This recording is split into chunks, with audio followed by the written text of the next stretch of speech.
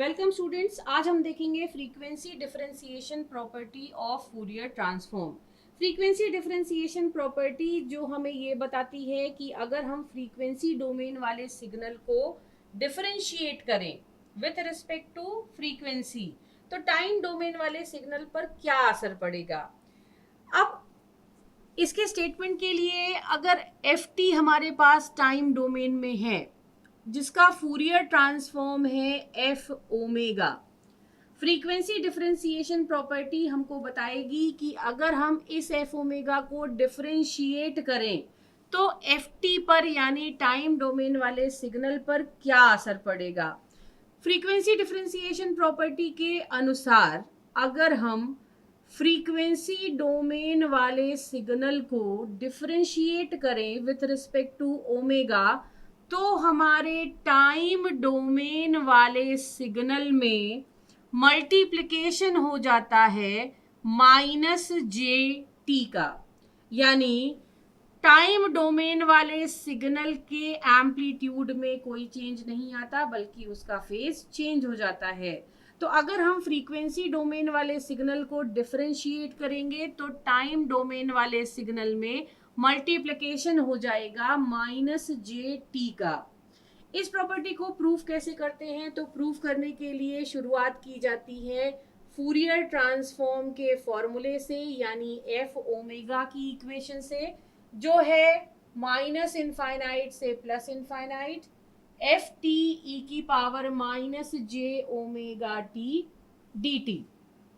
Fourier transform calculate करने का ये फॉर्मूला है। अब हम प्रूफ कर रहे हैं फ्रीक्वेंसी डिफरेंशिएशन प्रॉपर्टी को, यानी हमें एफ ओमेगा की जगह चाहिए D F omega upon D omega.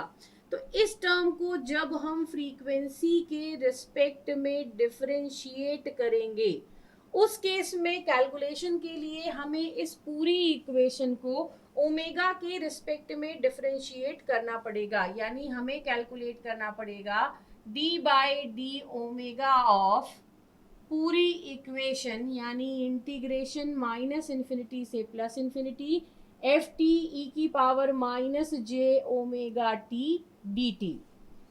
अब जब हम इस इक्वेशन को डिफरेंशिएट करेंगे तो क्या डिफरेंशिएट होगा, क्योंकि ये इंटीग्रेशन टाइम के रिस्पेक्ट में है, इस पे फ्रीक्वेंसी डिफरेंशिएशन का कोई असर नहीं पड़ना क्योंकि दोनों के वेरिएबल अलग हैं। ये भी टाइम के रेफरेंस में है, टाइम के रिस्पेक्ट में है, इसमें टाइम एज इंडिपेंडेंट वेरिएबल लगा है, तो इसको भी आप फ्रीक्वेंसी के रेफरेंस में डिफरेंशिएट नहीं कर सकते।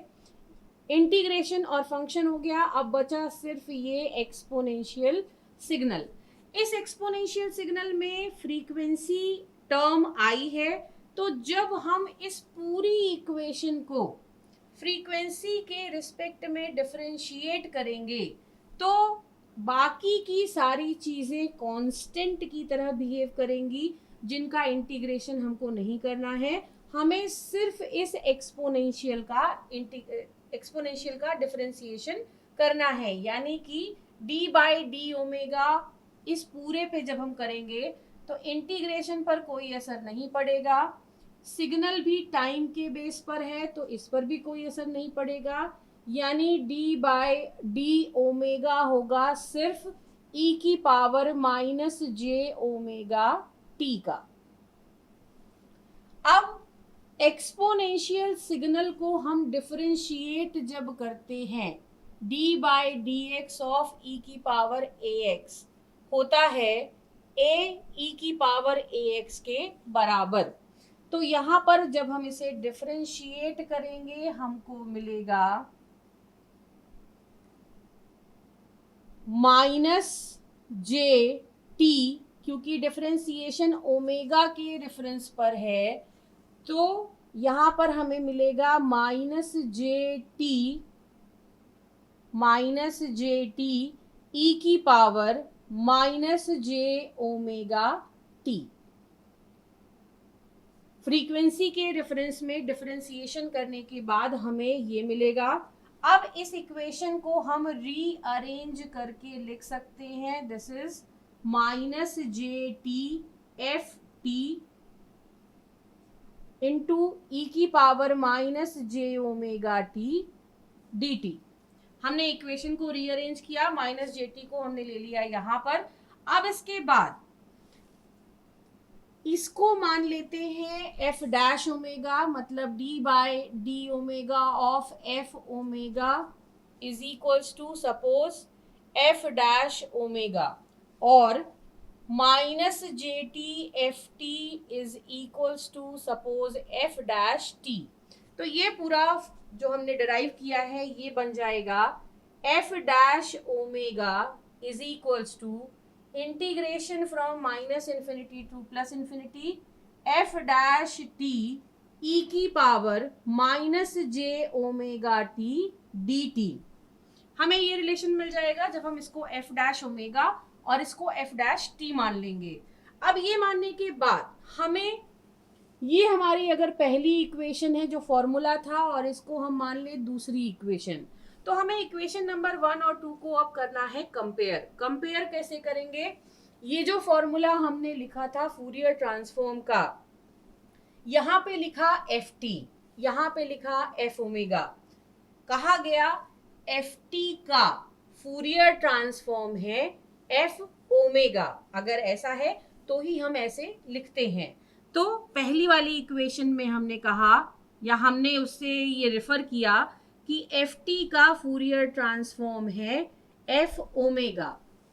एफ टी का फूरियर ट्रांसफॉर्म है एफ ओमेगा, ये इक्वेशन का पार्ट है।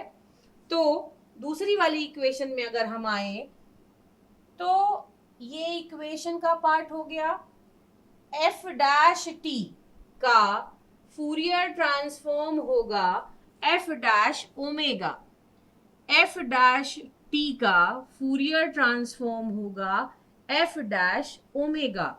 अब एफ डैश टी कितना है? एफ डैश टी है minus J T F T के बराबर, और एफ डैश ओमेगा कितना है? एफ डैश ओमेगा है D by D omega of F omega के बराबर।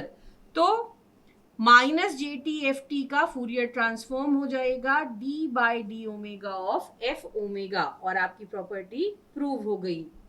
इस तरह से हम फ्रीक्वेंसी डिफरेंशिएशन प्रॉपर्टी को प्रूव करते हैं, और इस फ्रीक्वेंसी डिफरेंशिएशन को आप kth ऑर्डर तक लेके जा सकते हैं, यानी डी के अपॉन डी ओमेगा के of F omega. Frequency domain वाले सिग्नल को का अगर आप kth डिफरेंशियल करें तो उस केस में टाइम डोमेन वाले सिग्नल में मल्टीप्लिकेशन हो जाएगा माइनस जे टी की होल पावर के का, यानी इस सिग्नल का फूरियर ट्रांसफॉर्म होगा इतना। तो इस तरह से फ्रीक्वेंसी डिफरेंशिएशन प्रॉपर्टी का हम एस्टिमेशन करते हैं।